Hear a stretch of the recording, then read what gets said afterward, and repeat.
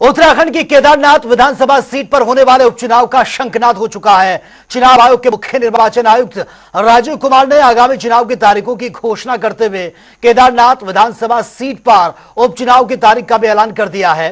Kedarnath seat पर 20 नवंबर को यह उपचुनाव होना है और 23 नवंबर को रिजल्ट भी सामने आ जाएगा। आपको बता दें कि केदारनाथ विधानसभा सीट से बीजेपी की शैला रानी रावत विधायक थी और उनके निधन के बाद से यह सीट खाली है। हमारा केदारनाथ धाम हमारे प्रधानमंत्री जी का ऐसा स्थान है जहाँ पर उनकी आस्था श्रद्धा है, उनके अनन्य भक्त हैं आदरणीय प्रधानमंत्री जी, और वहाँ चुनाव हो रहा है। वहाँ भी दिव्य केदार और भव्य केदार 2014 के बाद बना है। वो यात्रा विकास की तेजी से बढ़ेगी। केदारपुरी का पूरा नाम देश दुनिया के अंदर वो नाम आगे बढ़ेगा और उपचुनाव में लोग वहाँ विकास को चुनेंगे और भारतीय जनता पार्टी को जिताएंगे। हमने कुछ हरियाणा से सबक लिया है और सावधानी बरतेंगे और मिल करके चुनाव लड़ रहे हैं। जहां हम मिल करके लड़ रहे हैं, ये सबका कहना है कि वहां जीत हो रही है, तो महाराष्ट्र भी हम जीतेंगे निश्चित तौर पर, और झारखंड भी जीतेंगे और उत्तराखंड भी जीतेंगे, उत्तर प्रदेश के बाई इलेक्शन भी जीतेंगे और ये सब बाई इलेक्शन भी कांग्रेस की झोली में जाएंगे और बाबा केदारनाथ का आशीर्वाद भी कांग्रेस को देंगे। कांग्रेस ने बिल्कुल तैयारी कर रखी है, जनता ने भी तैयारी कर रखी है। सबसे बड़ी बात तो है जनता अब भाजपा को जो है उखाड़ फेंकना चाहे, तो उनकी मांग। तो देखिए, तारीखों का ऐलान ये हो चुका है जिसमें केदारनाथ में जो बाय इलेक्शन होना है उसकी तारीखों का भी ऐलान हो चुका है। 20 नवंबर को यहां पर वोटिंग होनी है और 23 तारीख को यानी कि 23 नवंबर को रिजल्ट भी सामने आ जाएगा और एक लंबा चौड़ा टाइम ये सभी पार्टियों को मिल चुका है तैयारियों का।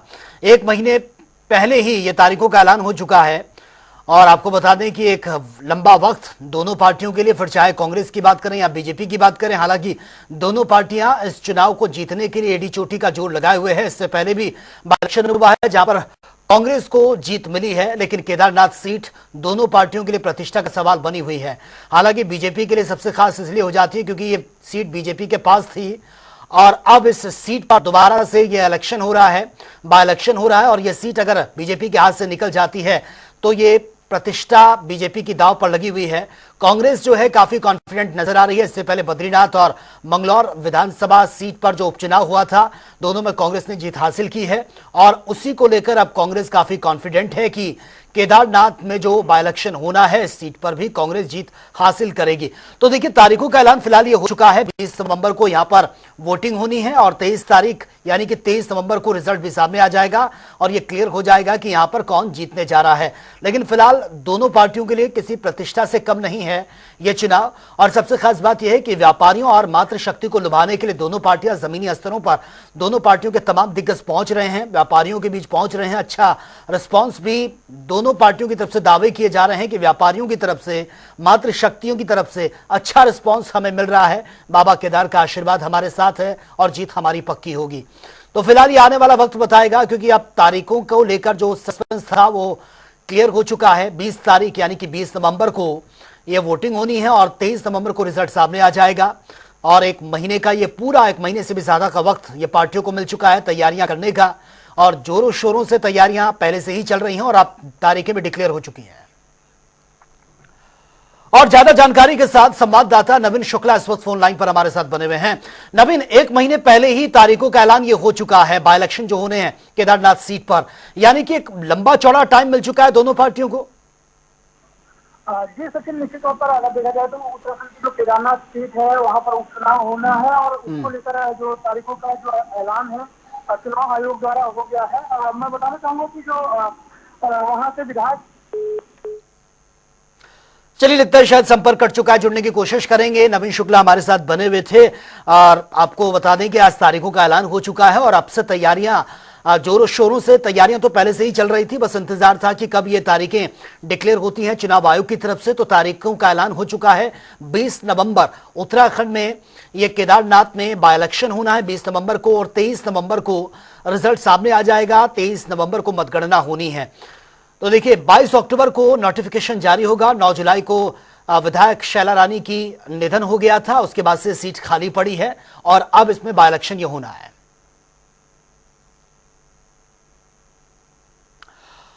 तो फिलहाल तारीखों का ऐलान ये हो चुका है। 20 नवंबर को वोटिंग होनी है और इसके बाद जो रिजल्ट है वो 23 नवंबर को डिक्लेयर हो जाएगा।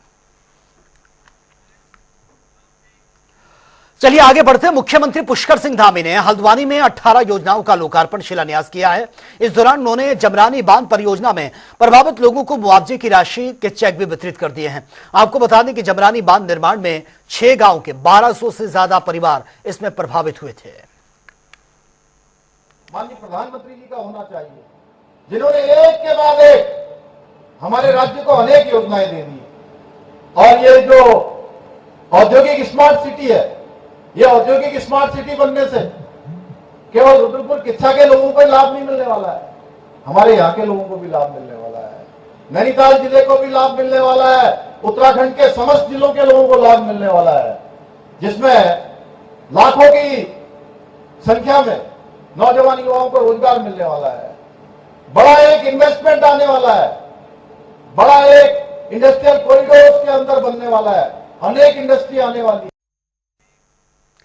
चलिए खबरों में आगे बढ़ते। राज्यपाल गुरमीत सिंह ने देहरादून स्थित उत्तराखंड युद्ध स्मारक शौर्य स्थल से वायुसेना के वायुवीर विजेता कार रैली को रवाना किया है और इस दौरान राज्यपाल गुरमीत सिंह के साथ प्रदेश के पूर्व मुख्यमंत्री डॉक्टर रमेश पोखरियाल निशंक और सेना के तमाम अधिकारी भी मौजूद रहे हैं। देहरादून से यह रैली आगरा, लखनऊ, दरभंगा और साथ ही बागडोगरा और हाशिमारा के साथ ही गुवाहाटी से होते हुए 27 अक्टूबर को यह तवांग पहुंचेगी।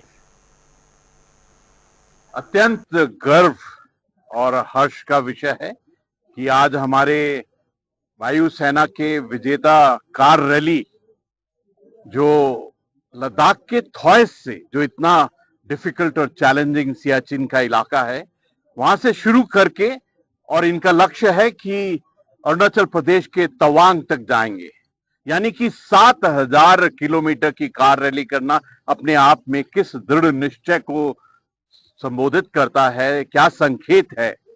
ये सचमुच मैं कहूंगा कि हमारी भारतीय वायुसेना है जो एक ब्रेवरी, करेज, साहस, शौर्य एक तरफ और दूसरी तरफ एक्सीलेंस, जो टेक्नोलॉजी, मॉडर्नाइजेशन, सेल्फ रिलायंस है, उसका एक बहुत बड़ा संदेश है।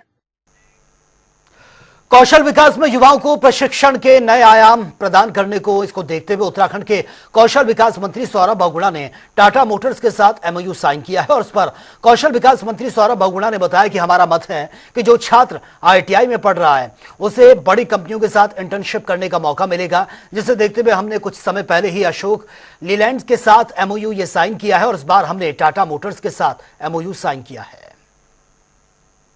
देखिए, कौशल विकास विभाग का एक बहुत स्पष्ट मत है कि हर लड़के को जो आईटीआई में एडमिशन ले रहा है और अपने कोर्स वहाँ पे पढ़ रहा है, उसको टॉप कंपनीज के साथ इंटर्नशिप करने का एक मौका मिलना चाहिए। कैंपस रिक्रूटमेंट होना चाहिए। हमारा बच्चा आईटीआई की डिग्री लेके सड़कों पे भटके, कंपनियों के बाहर भटके, वो ठीक नहीं है। तो इसी के लिए हमने पिछले साल अशोक लेलैंड के साथ टाइप किया था। इंडिया की सबसे टॉप 2 ट्रांसपोर्ट कंपनीज में अशोक लेलैंड का नाम है और 1000 बच्चे 3 साल के लिए, हर साल 1000 बच्चे अशोक लेलैंड ने हमसे एमओयू किया था और पहला बैच हमारा 600 बच्चों का ऑलरेडी अशोक लेलैंड में ट्रेनिंग ले रहा है। उसी के लिए आज हमने टाटा मोटर्स से भी निवेदन किया था। हमने 2 महीने पहले मेरी एक मीटिंग हुई थी सितारगंज में टाटा मोटर्स के एग्जीक्यूटिव से और मैं धन्यवाद दूंगा टाटा मोटर्स का कि आज उन्होंने हमारे विभाग के साथ एक एमओयू किया है। सांसद त्रिवेंद्र सिंह रावत ने जिला विकास समन्वय एवं निगरानी समिति यानी कि दिशा की मीटिंग ली है और जिसमें जिला प्रशासन समेत तमाम विभागों के अधिकारी भी मौजूद थे। इस दौरान बैठक में सांसद के समक्ष कृषि, बिजली, पेयजल, सड़क, शिक्षा, स्वास्थ्य से जुड़ी तमाम विकास योजनाओं को रखा गया। साथ ही जनप्रतिनिधियों ने अपने अपने क्षेत्र की कई समस्याओं के बारे में सांसद को जानकारी भी दी है।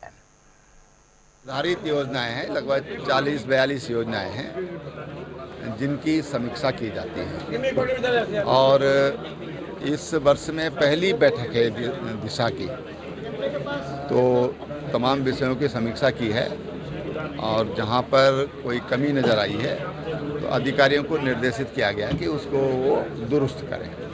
शिकायतें हैं इसलिए कहा गया है कि उसको दुरुस्त करें और शासनादेश जो हैं उसके अनुसार चलें। निश्चित रूप से जब बैठते हैं जनप्रतिनिधि, बैठते हैं, जनता की समस्याएं वो अधिकारियों के सामने आती हैं तो उसका समाधान निकालने का एक प्रयास होता है।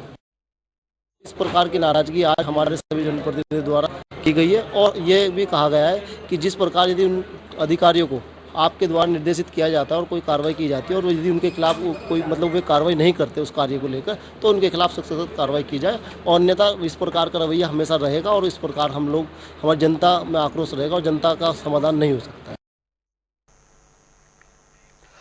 उत्तराखंड में चारों धामों के कपाट बंद होने की तिथियों की घोषणा हो चुकी है। बात करें चार धाम पहुंचने वाले श्रद्धालुओं की तो अब तक 40 लाख से अधिक श्रद्धालुओं ने चारों धामों के दर्शन किए हैं। और इस पर जानकारी देते हुए बद्री केदार समिति के अध्यक्ष अजेंद्र अजय ने कहा है कि इस साल मानसून अधिक होने की वजह से कई बार यात्रा जो है बाधित हुई है, लेकिन अब चारों धामों की यात्रा दुरुस्त हो गई है और भारी तादाद में श्रद्धालु चारों धामों में दर्शन भी कर रहे हैं। देखिए, विगत एक सप्ताह से जो हमारी यात्रा है बहुत तेजी के साथ में बढ़ी है और धामों में बड़ी संख्या में श्रद्धालु तीर्थयात्री आ रहे हैं। आप जानते हैं कि इस वर्ष मानसून के सीजन में काफी वर्षा हुई थी। वर्षा के कारण से मार्ग बाधित हुए थे, खास करके जैसे केदारनाथ धाम का जो पैदल मार्ग है वो भी कई स्थानों पर बाधित हो चुका था। लेकिन प्रदेश सरकार के स्तर से बहुत तेजी के साथ में जो राहत और पुनर्वास के पुनर्स्थापना के कार्य संचालित किए गए, उसके कारण व्यवस्थाएं जो थी वो सुचारू कर दी गई थी और वर्तमान में जिस गति से श्रद्धालुओं की संख्या, यात्रियों की संख्या हमारे धामों में पहुंच रही है, उससे लगता है कि बड़ी संख्या में कपाट बंद होने तक बड़ी संख्या में इस वर्ष भी श्रद्धालु तीर्थयात्री धामों में पहुंचेंगे। प्रदेश सरकार के स्तर से, माननीय मुख्यमंत्री जी के स्तर से निरंतर जो यात्रा व्यवस्था है उनकी निरंतर मॉनिटरिंग की जा रही है। अल्मोड़ा जेल में बंद अंडरवर्ल्ड डॉन प्रकाश पांडे को जूना अखाड़ा ने बाहर का रास्ता दिखा दिया है और इस बात की पुष्टि खुद अखाड़े के अंतर्राष्ट्रीय संरक्षक यानी कि महंत हरिगिरी महाराज ने की है। दरअसल अंडरवर्ल्ड डॉन पीपी को जूना अखाड़े के कुछ संतों ने जेल में संन्यास की दीक्षा दी थी, जिसके बाद हंगामा इस पर हुआ और इसके बाद जूना अखाड़े ने इस मामले में जांच कमेटी का गठन कर इसकी जांच भी करवाई। उनको पूरी तरह से अखाड़े से बाहर कर दिया गया है, समझ गए? उन्हें अखाड़े की तरफ से पूरा बाहर कर दिया गया, कोई उनका लेना देना समझी से समाप्त कर दिया। तो अखाड़े के कुछ संत उसमें शामिल थे, उनके खिलाफ कोई ऐसा है कि जो उसमें 10 नामी कम थे, फर्जी वाले ज्यादा थे। तो चलिए आगे बढ़ते हैं बड़ी खबर के साथ और फिलहाल ये बड़ी खबर सामने आ रही है। प्रदेश में भू कानून की मांग बहुत तेजी से बढ़ रही है।